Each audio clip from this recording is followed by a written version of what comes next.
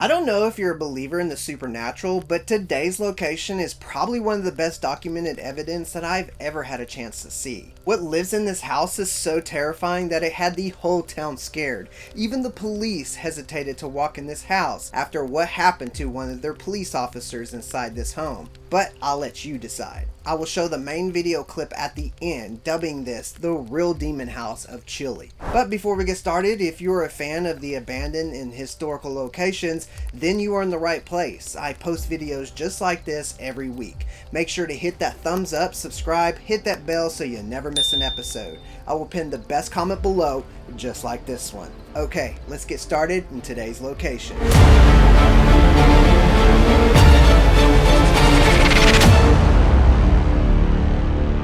On the night of February 26, 2017 in southern Chile, the Carbonero officials were called out to attend a fire that was said to be going on at a house in the city of Puerto Montt. Now, if you don't know who the Carbonero officials are, to my understanding, the Carbonero officials are, in other words, Chilean police with military training.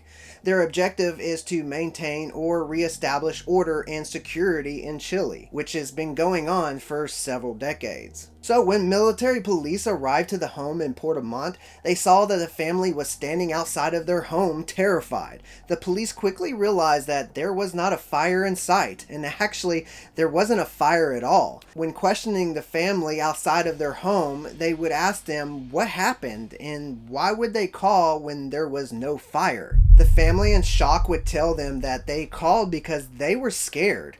They would go on to tell officials that they would hear screams inside the house telling them to leave the house. They even said that they saw objects levitating and floating across the house, and small fires would be started inside the home, and this was going on for a couple of weeks without any reason.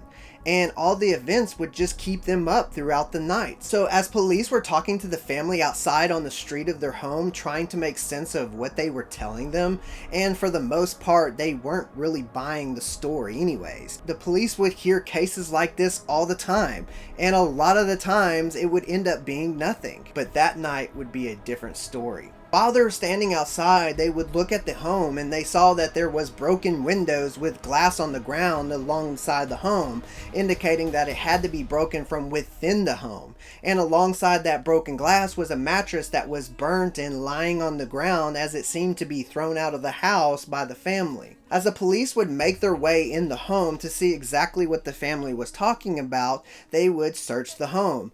They would try to put the family at ease and shed light on the situation, trying to give explanation to what they were claiming. To understand the layout of this small home, it sat on the corner of these two streets in the neighborhood, and it had a white metal fence that went around the home, which almost all the homes in that neighborhood had some type of fence around them. The white metal fence had a gate that would open up towards the house, which was about 12 feet from that gate. Entering through that gate, the door of the home would be on the far left side of the house, as you can see in the picture. When entering the house, you would enter into what seemed to be the living room, kitchen, and dining room all in one.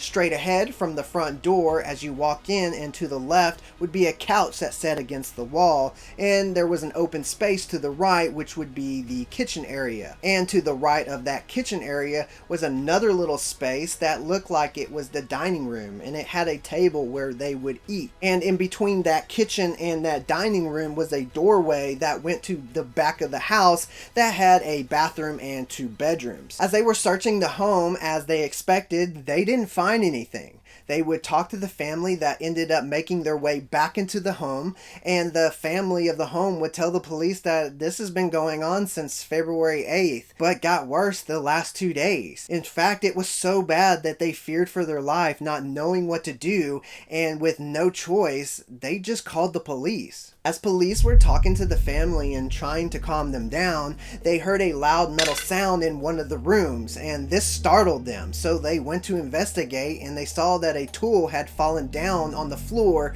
from the attic.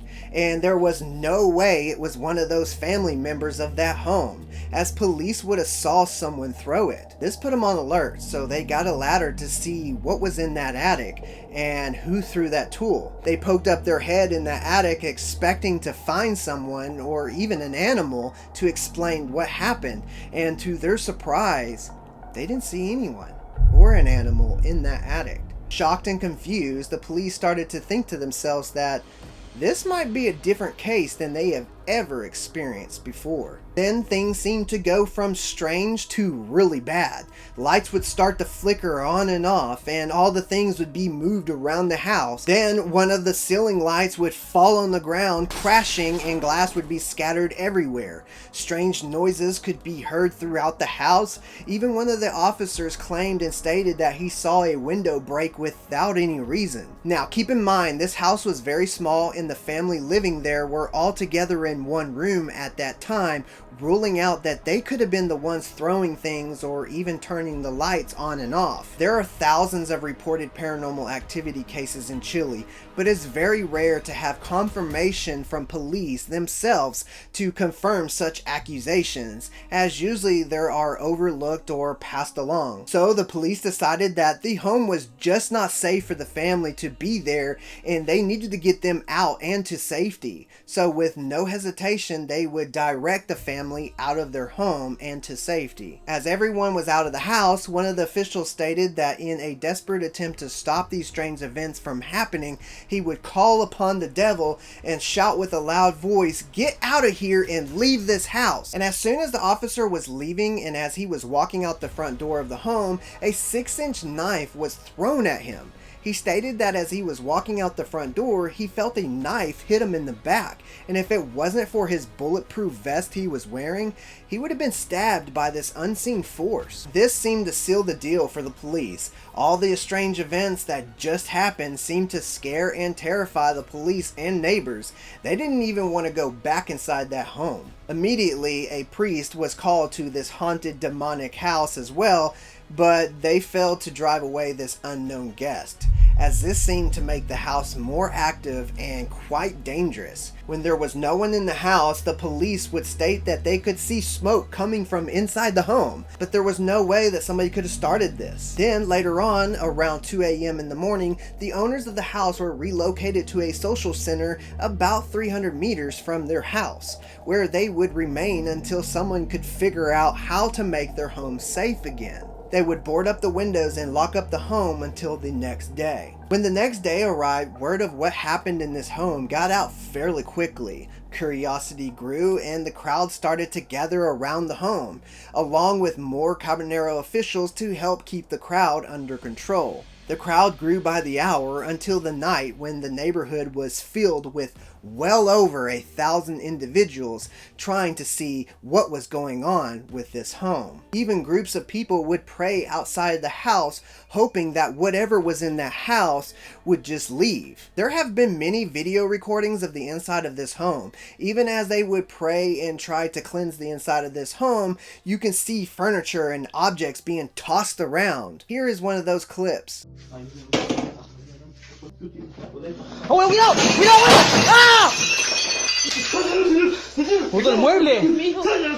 Es increíble. Es increíble lo que está ocurriendo. Hay otro ruido. Anyone who dared to walk inside this home would experience some type of unexplainable phenomenon. From the little bit of information I could find, the house in 2020 has pretty much sat abandoned and has since been a hotspot for religious and paranormal enthusiasts. From what I could find, the home has not been able to keep anyone living inside there since the event that happened in 2017. As I searched, I could also tell that a lot of the content on this place has been deleted or have been removed. Would you move into this house and live in it? Would you even stay the night in this house? Let me know in the comments below. Okay guys, that does it for today's location. I hope you enjoyed it. If you did, please give it a thumbs up, subscribe. Until next time, peace, I love you, and as always, God bless.